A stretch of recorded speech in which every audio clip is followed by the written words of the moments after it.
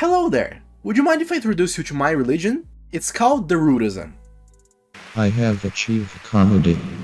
Ask me which is my favorite hip-hop group. I can't hear you, but the answer is The Roots. Pretty much, ever since I found out about them, I've been fascinated with their music. One of the most consistently great hip-hop artists ever, with a catalog that is absolutely stellar.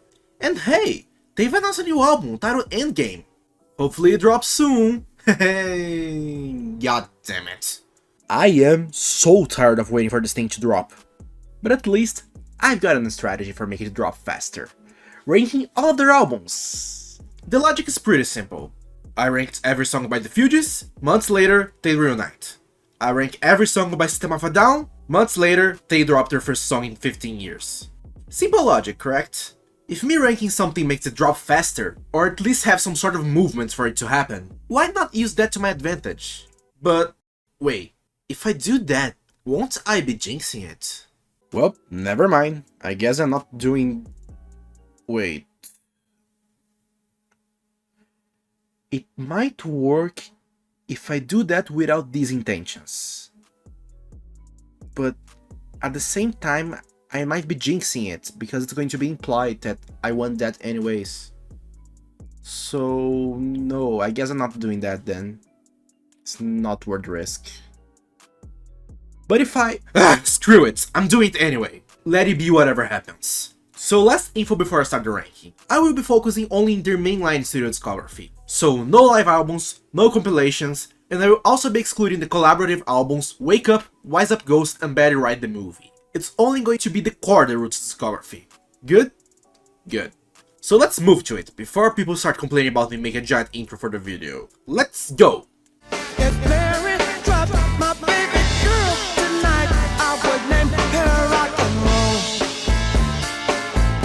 Wait! Before you unleash your rage in the comments below for this, let me defend my point first. One thing I need to absolutely make clear for this video. There isn't any bad albums in their discography. See those albums? See? So, all of them deserve a slow clap of appreciation. But if I were to pick one album to be the worst one, I'd honestly have to go with Phrenology. A bold move, I know, considering it's one of their most beloved records. But truth be told, I don't really see it. Sure, I do like it as a record, but in comparison to every other album the band has put out, to me this one feels like the one that has the largest amount of filler. Sure, there are definitely some highlights. Especially the key track of the record, the Seed 2.0, which is, in my view, an easy fit among the group's 10 best songs. Maybe even top 5, but the rest of the album... I mean, I do like songs such as Start at Work, Quills, Water, Sacrifice, Rhymes and Nemo, and Rolling with Heat. But even those aren't songs that I would classify as their best. Probably because, even at its peak, the production of the record can be kind of run-of-the-mill. Not really anything special going on. And plus, I need to talk about the album's closing track, Thirsty. This song is heinous. That's why you should always remember to stay hydrated. A thing that you guys will notice throughout this video is that a notable flaw that circulates throughout the Roots discography is that the album endings are not the best, to be kind. And Thirsty is one of the worst examples of that. It sounds completely different of everything else in the album. It's confusing, messy, I guess in a way they were trying to do a more quote-unquote avant-garde ending for the record, but boy did it not work. But again, to finish it up, I still like this album, but in my view, it's just that I would rather to listen to all the other albums instead. And that includes... I live in the trap, things go crack, wake up in the box with a box of apple jacks. And Then You Shoot Your Cousin. That title is interesting to say the least. Oh, hey Eric, so can I shoot you? The Roots told me that I need to do that. This is their most recent album as of right now, and it's often regarded as the band's worst. I personally don't dislike this album, but I totally understand why some people do. This is the shortest album in the list, with a little more than 30 minutes in duration. For an album so short, for sure it's not a memorable listen, which is not to say that it's bad, because it isn't. It's just messy. There are definitely some songs that I really like in here. The Dark Trinity, Black Rock, When People Cheer, and especially Understand. But at the same time I do like these, I also feel like they don't really blend in very well in a cohesive album. It feels more like a compilation than a record in itself. It lacks that sense of progression to me, and the LP just feels like it happens. And plus, the lesser closing track's curse strikes again. with this time around the two last songs being pretty lackluster. Again, I must emphasize, it's not a bad album, but the Roots has definitely made some better material before, and hopefully after this. Guys, seriously, drop Endgame, I beg you! I don't care, as long as the bassline's thumping, the drum line banging away. Make one move and I'll run away. The tipping point is very clearly the band's attempt at a more mainstream sound. Something that they were already exploring in Phrenology and Things Fall Apart, but in here the transition was already complete. The hooks are much stronger, the lyrics are less on the spotlight than their previous records, which yes, this means it's their sellout record. Ooh, be afraid of this thing. Yeah. But to be fair, I only wish other artists had a sellout record with this level of quality. The key track Don't Say Nothing, I Don't Care, Duck Down, Somebody's Gotta Do It. There are so many underrated gems in this record. Although, I don't really care about the album's biggest single, Guns Are Drowned, that much. But to compensate for that, the lesser closing track's curse doesn't apply here, since 𝕸𝖆𝖗𝖘𝖍𝖆𝖏 is in my view the band's second best closing track. We'll get to the first one later. But this record has one burden. That is the compositions being a tad weaker than all the upcoming albums. Sure, they're good, but very few of the tracks in here stand on the same level of the average songs of the albums in the top 5 on this list, to say. And in my perception, it's a good album, but definitely not one of the most essential ones. Leave this one for later in your discography dive, unless you really love Guns Are Drowned. It's going, it's going, it's gone. Yes, I do want more. When the heck is Endgame coming out? Do You Want More is the band's second album, and it's a small downgrade from their debut to me, but there's still its positive points. You can see a clear improvement in the lyricism in here. And also this record is the band's first dive into catchier hooks. The song Proceed has a hook that gets stuck in your head like bubblegum. And there are some great tracks in here. Essay Human, Mellow My Man, That's Cat, What Goes On, Swept Away, and the aforementioned Proceed are all some fantastic tunes. But the thing that brought this album down to me is... guess what? Lesser closing tracks, curse. I won't even bother to add sound effects now. If it was for me, this album would end at You and Fly. The songs that come after it are just not very interesting, and it's not helped by the fact that this album has some other fillers in the tracklist. Still, the pros outdo the cons, and I still feel comfortable recommending it. The grits gotta get the grits, y'all. Say what? Bust it, let brother tell another ticket. The grits gotta get the grits, y'all. I loved Do You Want More, but I definitely thought it could be better. Then Organix appears and boom, problem solved. Released independently in 1993, Organix is the band's often forgotten debut record. And boy, what an underrated gem this thing is.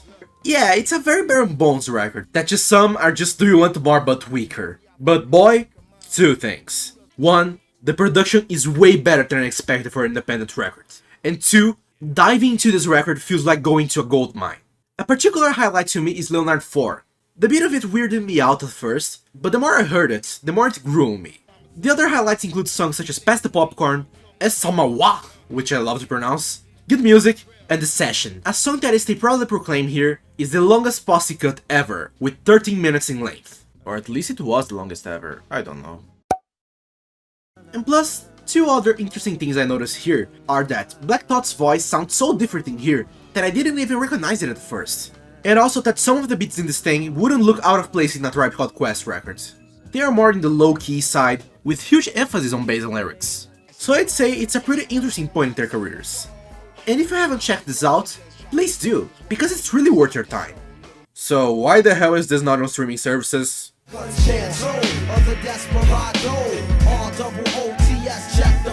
I'll save words for this. Illadelph Halflife is the band's third studio album, and it's a strangely huge contrast from their previous two records. It's a very dark and serious record.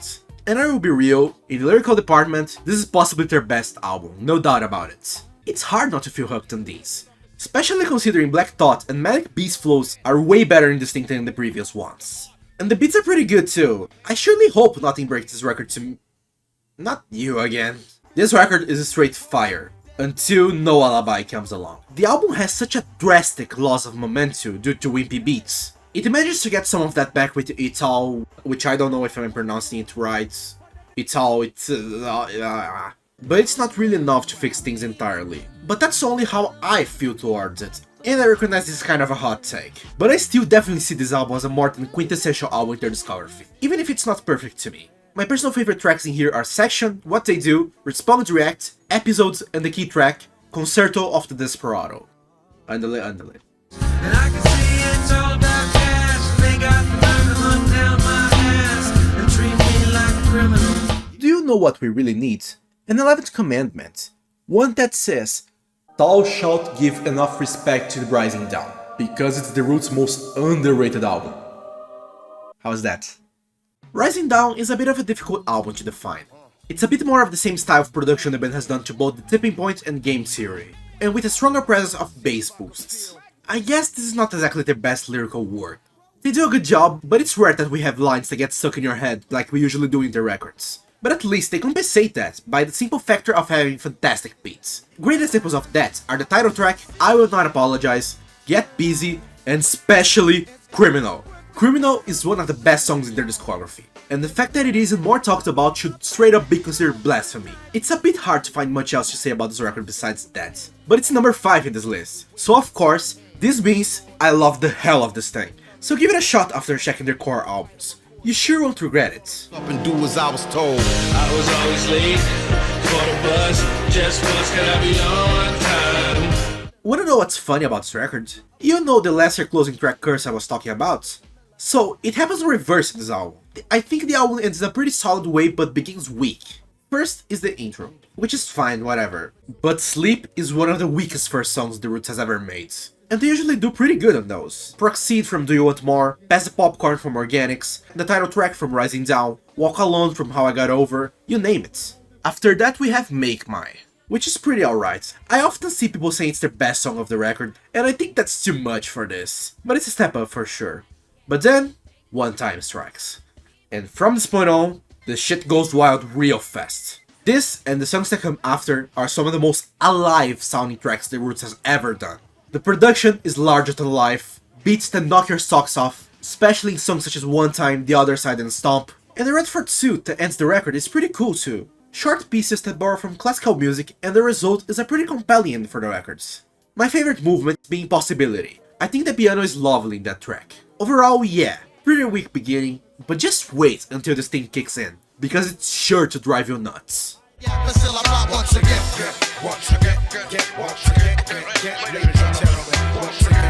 I mean, what there's even to say here? It's Things Fall Apart, it's a classic. Long story short, it's Illadelph Halflife on steroids. The end. Psych! Now for real, there's a reason Things Fall Apart is often regarded as one of the best hip-hop albums ever made. I remember the first time I listened to this thing was the moment I realized The Roots wasn't a special hip-hop group, and that I should start giving them more attention. It's on that same lane of Illadelph, of a darker and more conscious hip-hop release. But what really makes it go above that record in this list are the beats, man. The beats of this thing are absolutely stellar. While some could fit very well in Illadelph, and some others in Phrenology, I think this record has the band starting to give more emphasis in a more mainstream sound. So much so that it has the band's highest charting single, You Got Me, which is an amazing tune, and the key track of the records. Other highlights include Adrenaline, The Spark, Step Into the Realm, and 100% Dundee. The only moment this album derails a bit is at the ending, which is so little that I feel like it barely counts as the curse. Which I'm even giving up in the font now. But for real, I feel like this is one of the best ways to get introduced to The Roots. When I give it a shot, this album is a great place to start. But there's one specific that I feel like it would be even better.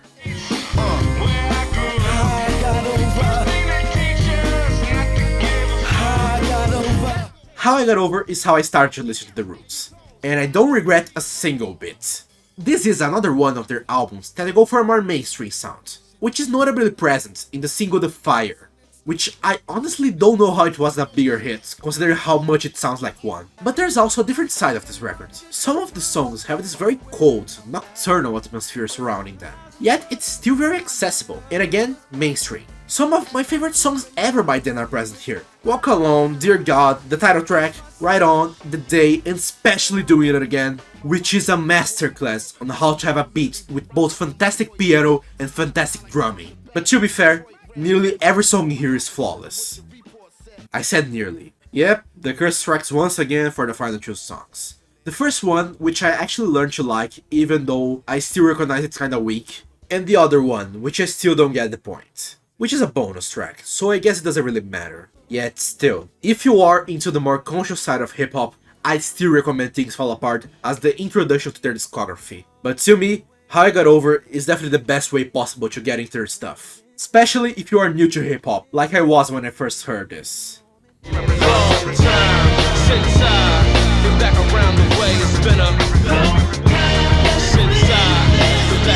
When, after you finish to listen to a record you've just heard for the first time, your initial reaction is to play the record again, you know you are in for something special. The Roots Game Theory is legit a record that I can't pick any flaws. To me, every song in here is tremendous. This is basically the band evolving the tipping point into the absolute max it can be. The production is super rich and flavorful, to the point that even Gordon Ramsay would go nuts after listening to this. The lyrics are superb, and the flow of Black Thought and every other rapper involved in this is thrilling as all heck. There's pretty much nothing I can criticize in here, not even the ending this time around. Remember when I said the Tipping Point has the second best closing track of any of the Roots records? So, we've reached number 1. Can't Stop This is a tribute to the late J Dilla, who passed away only 5 months before the album came out. And my god, wherever Jay is nowadays, I'm pretty sure he's goddamn proud of the Roots for making such a fantastic tribute to him. Which, by the way, samples directly from the song Time from Donuts. And can you believe it's not even the best song of the record? To me, that title goes to no other than Long Time. Long Time is, to me, the best song in the Roots' entire catalog. Every single detail about the song I love. The beat is super engaging, the strings added right before the chorus add such a punch. Every verse in here, even the Pity Pity one where he mentions he started rapping while doing number 2, and of course, the monstrous chorus. This is easily one of my favorite songs of all time, and it's the pinnacle of their discography to me. I say the same to the album, which is one of the few records in my life that I gave the score of 100% superb, and it's my favorite West Coast hip hop album ever. I'd say hip hop in general, but it loses that to a certain 31st century super soldier. And sure, it's another great starting point for the discography. Regardless, whichever path you choose, you're in for a treat. And just to add up, the highlights of this album to me include the title track, In the Music, Clock with No Hands, Here I Come, Don't Feel Right, the bonus track Bread and Butter, Baby, and of course, Can't Stop This and the key track Long Time. Well, that was an experience indeed. But at least, I gotta admit, it was tons of fun doing this. If you want to know, these are my 20 favorite songs by them. I couldn't limit myself to only 10. Hope you enjoy these. And please, join my code to see if endgame drops faster. I beg you.